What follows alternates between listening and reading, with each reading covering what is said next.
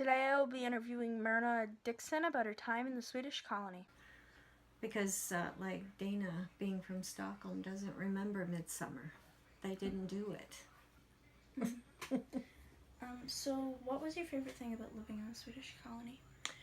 I think it was because my family lived here. Extended family is something that's very, very important to us. And my cousins were like my brothers and sisters, not my cousins. You know, we were always together.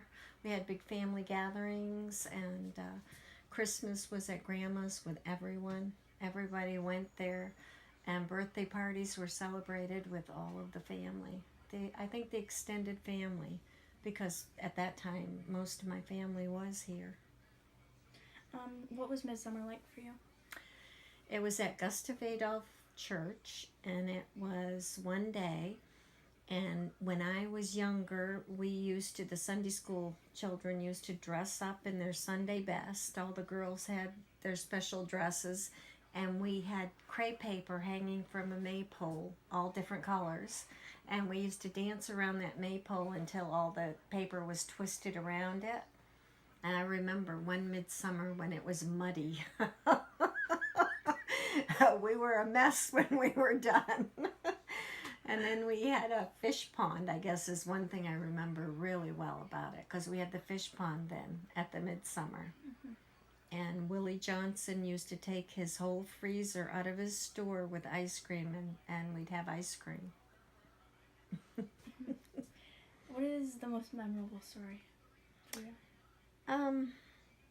I think the most memorable story is that we never had much, not any of us in the community. I would say we didn't want for anything, but we weren't rich. And was when my mother and father would take half of what we had. Like if bananas were unusual, then you didn't always get them. And if Mom and Dad went to the store and bought bananas, they would take half of those bananas, clothing that we weren't using, and whatever other food they could split in half, and we would take it to a family that had less than us. I think that's what I remember the most. How many siblings?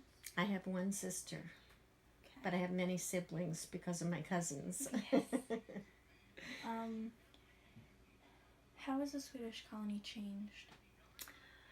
A lot, because of we used to have stores in this town, and you used to do a lot of your shopping right here.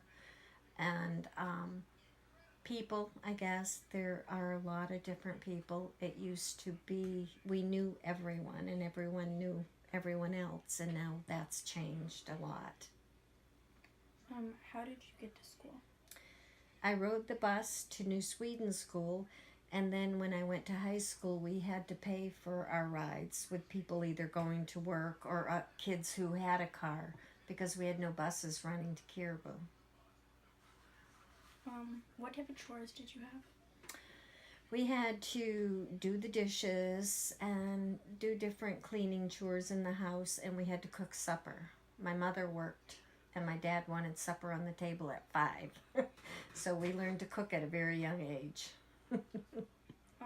What's something you wanted or wished you had?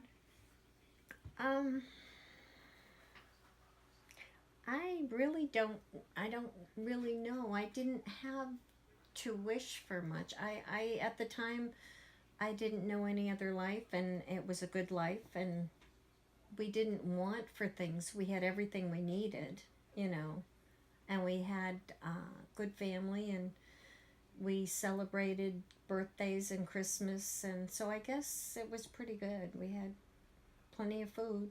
Are there any other stories that jump out at you as being interesting?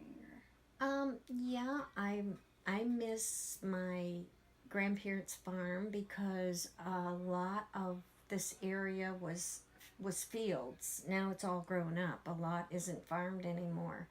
And I miss being able to be over there, because then the farmers were self-sufficient.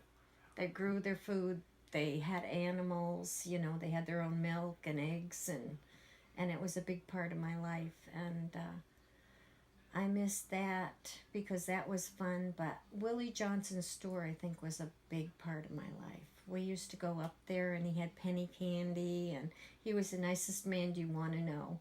And in the wintertime, he would make a skating rink for us, and that's where we'd skate. That's how he was. I miss his store too. So I have good memories of when I was young here.